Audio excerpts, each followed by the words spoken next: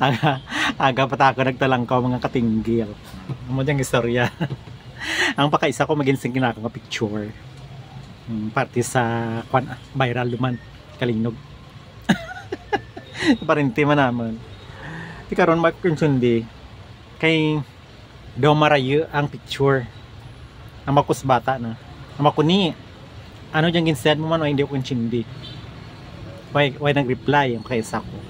So ginsend ko kanaka, ginsend ko sa tiya ko sa nana ni Ruda. Aba ko iloy. Ano diyang ginpasak na kanin ni Ruda? Boss sabat anak nakin. Kuna ano pabi kun irambutan ni.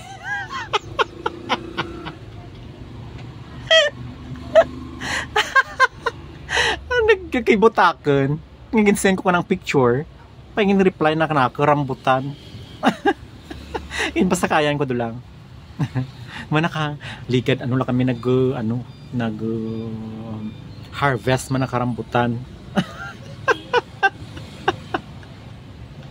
Tikon ko sige, timidyan pa. Ay kung ko dapat nang binan mo ako. Yung akong party din. Bo nakatalangkaw na ko. Kung nadya uli ka sunod si Mana ay mga dugos magtaliwat karambutan te makan mo.